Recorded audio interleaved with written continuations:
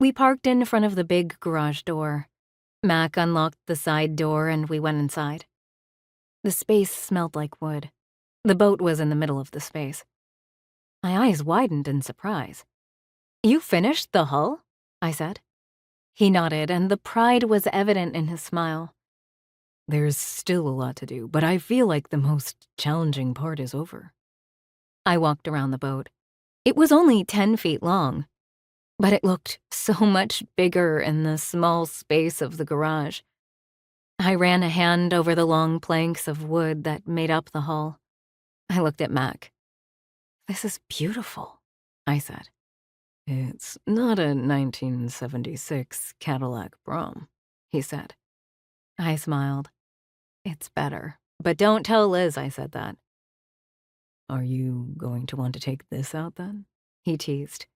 "Absolutely," I said. "If you'll teach me to sail." "I will," Mac said. Behind us, there was a knock on the door. We both turned around to find Memphis standing there. "I didn't mean to interrupt," he said. "But is it okay if I have a peek?" "Sure," Mac said. Memphis came in and, like I had, slowly circled the hull. "Very nice." Memphis was a couple of inches shorter than his big brother, Cleveland. He was dressed in all black, as he often was, his thick hair pulled back in a ponytail. He continued to move around the boat, no surprise, because there always seemed to be a current of energy running through Memphis. "Is Cleveland at the house?" I asked. "I noticed his truck when we pulled in."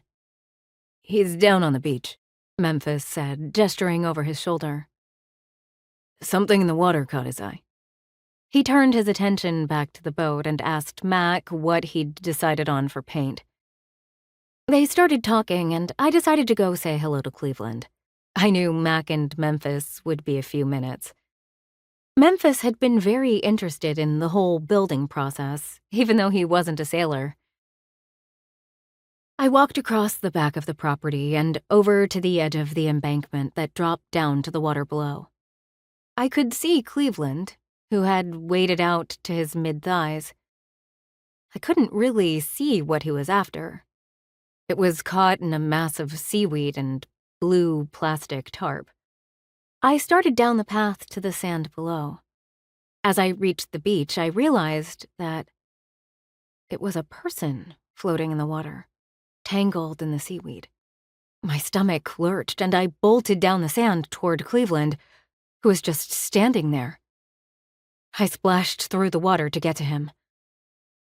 I pulled at his arm. "Come on, help me. We need to do CPR." Cleveland shook his head. "It won't help," he said. I looked at the body caught in the seaweed and realized that he was right. CPR wouldn't help. The person was dead.